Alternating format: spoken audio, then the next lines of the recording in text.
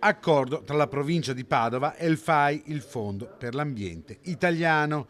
I soci potranno entrare infatti a prezzi ridotti in 5 siti della provincia. Un accordo importantissimo che ci permette di entrare all'interno della rete FAI e di portare la bellezza e l'unicità dei nostri musei della rete provinciale. Parliamo di Cavabomba, Villa Beatrice d'Este, il Museo di San Martino della Vanezza, Esapolis e anche il Museo di Palazzo Santo Stefano, sede della provincia. Quindi 5 perle che si inseriscono all'interno di questa importantissima rete con l'obiettivo di fare una valorizzazione sinergica e di dare sempre più opportunità di promozione ai nostri musei e al tempo stesso di avere un occhio di riguardo per tutti gli iscritti FAI che sono certo saranno ben accetti e molto contenti di venire a visitare i nostri musei. Molte le bellezze della provincia di Padova che si estende fino al mare.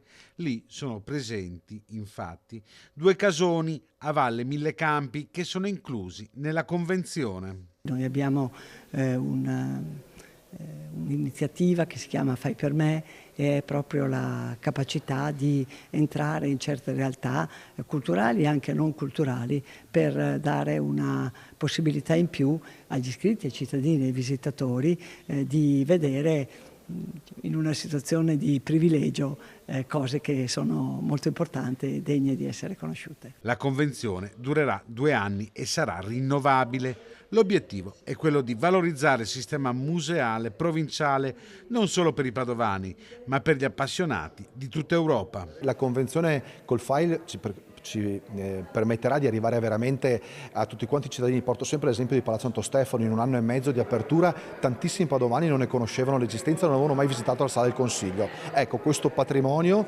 che è bello ma deve essere riconosciuto e frequentato dalla moltitudine della comunità padovana. Grazie al FAI, dunque, e ai suoi 300.000 sostenitori, in Italia Padova sarà ulteriormente conosciuta. Il FAI si attiverà per promuovere questi luoghi che condividono i suoi valori e gli iscritti FAI avranno la possibilità di accedere a questi luoghi con una tariffa agevolata.